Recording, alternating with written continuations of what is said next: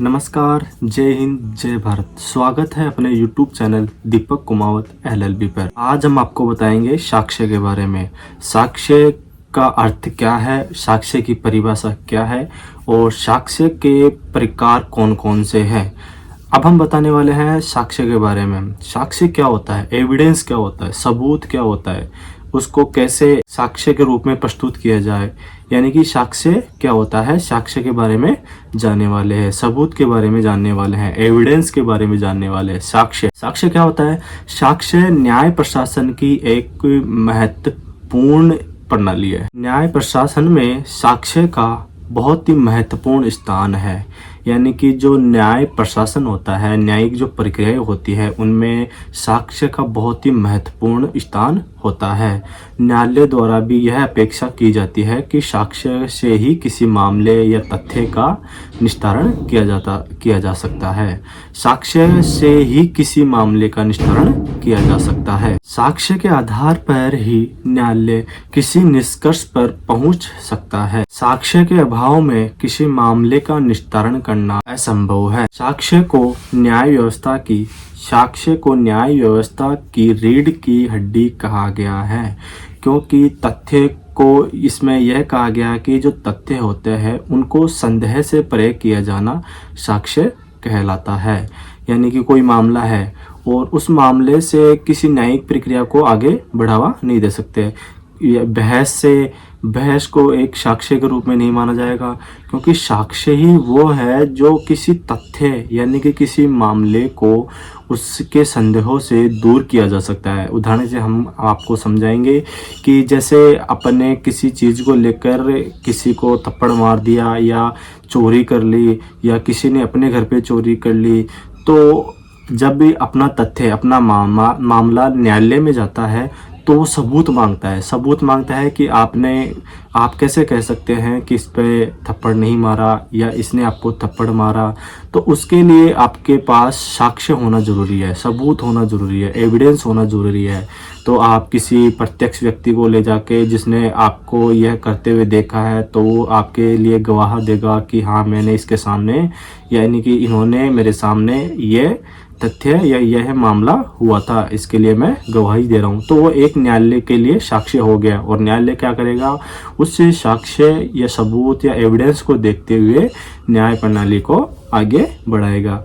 मैंने अभी आपको बताया कि साक्ष्य क्या होता है।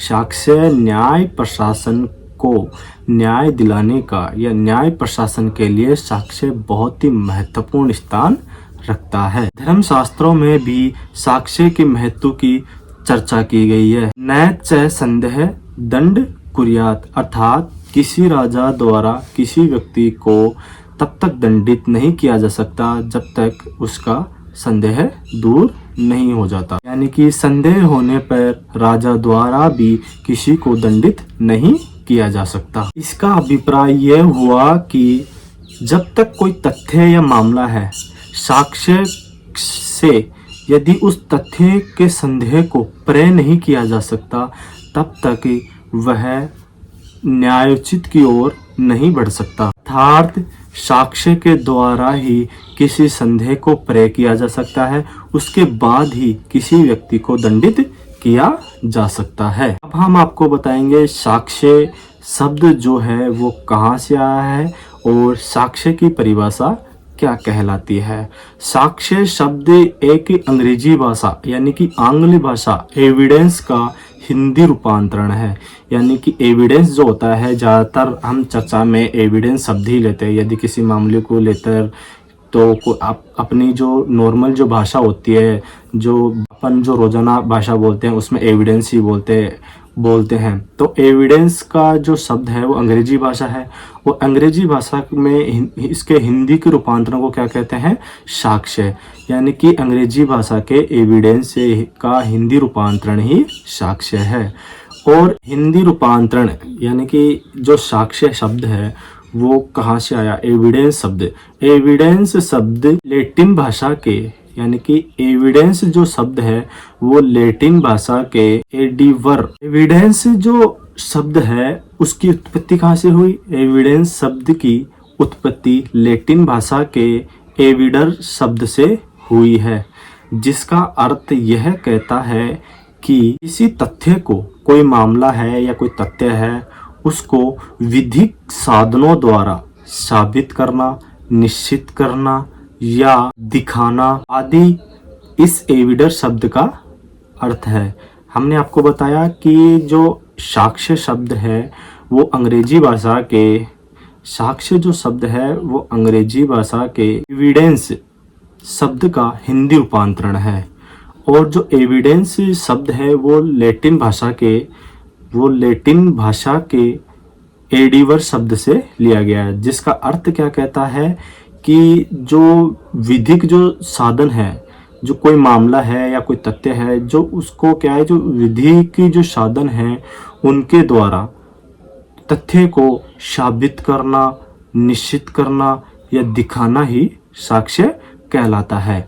अब हम आपको बताते हैं कि जो साक्ष्य है उसको परिभाषित किया गया, यानी कि साक्ष्य शब्द को या साक्ष्य की परिभाषा भारतीय साक्ष्य अधिनियम 1872 की धारा 3 में साक्ष्य को परिभाषित किया गया है।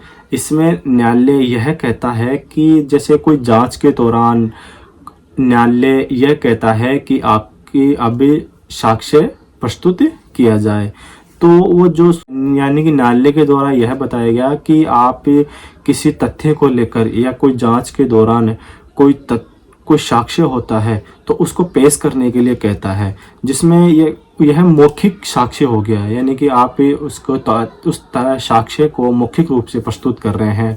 साक्ष्य अब आगे हम जानेंगे कि साक्ष्य के प्रकार कौन कौन से गए, यानी कि साक्ष्य किस प्रकार के होते हैं। जो प्रमुख जो साक्ष्य हैं, ज़्यादातर जो साक्ष्य काम में लिए जाते हैं, यानी कि जो साक्ष्य के प्रकार है वो कौन कौन से हैं, इसके बारे में हम आगे जानेंगे। सिर्फ साक्ष्य के प्रकार कौन कौन से हैं इसके बारे में जानेंगे। साक्ष्य क्या होता है? तथ्य तक ही सीमित होता है। हमने अभी आपको बताया कि साक्ष्य क्या होता है।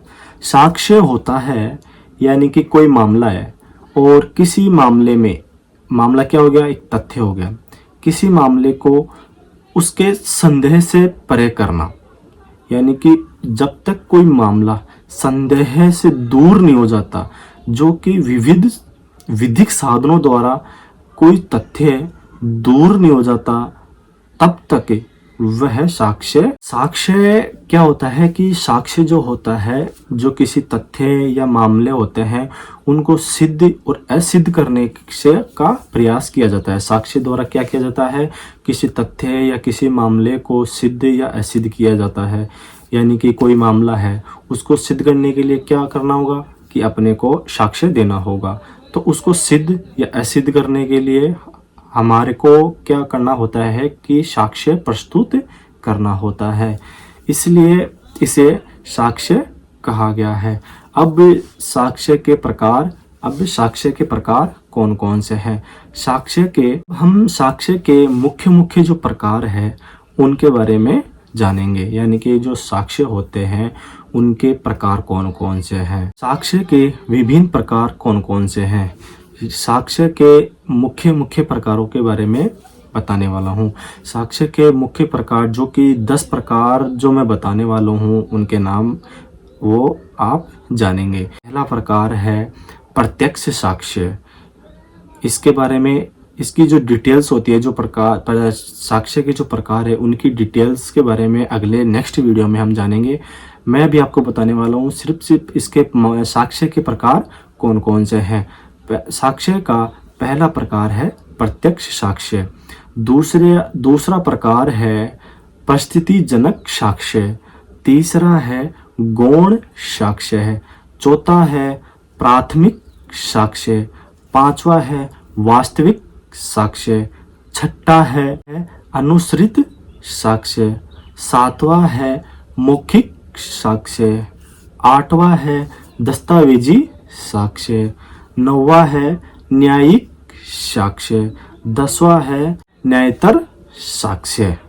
यानी कि जो मुख्य प्रकार है, जो यानी कि साक्ष्य के मुख्य प्रकार है वो 10 मुख्य प्रकार है जो मैंने अभी आपको बताए हैं।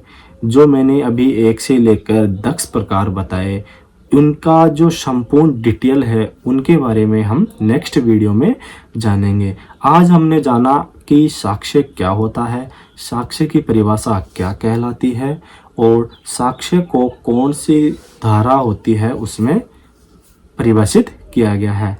फिर भी थोड़ा सा बता दूं कि भारतीय साक्ष्य अधिनियम, साक्ष्य की जो परिभाषा है वो है भारतीय साक्ष्य अधिनियम 1872 की धारा 3 में परिभाषित किया गया है। और इसमें साक्ष्य का अर्थ यह कहता है कि कोई तथ्य या मामला जो है उसको विधिक साधनों द्वारा उसके संदेह से परे किया जाना ही साक्ष्य कहलाता है।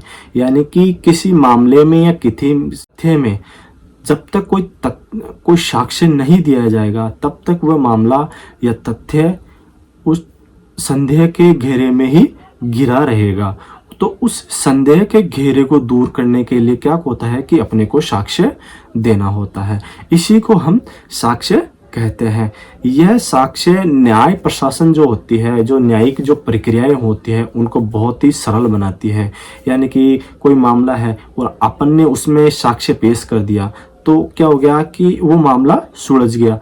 तो वो क्या होगी, न्यायिक प्रक्रिया, न्याय प्रशासन के लिए क्या हो गया कि न्यायिक प्रक्रिया सरल हो गई, उनको न्याय करने में आसानी होती है। ऐसा नॉलेज के लिए बता दूं कि साक्ष्य वो ही देना चाहिए, अपन किसी मामले को लेकर मामला प्रस्तुत किया है तो उसी को लेकर साक्ष्य को प्रस्तुत करना चाहिए, तभी यह न्यायिक प्रक्रिया आगे की ओर बढ़ सकती है।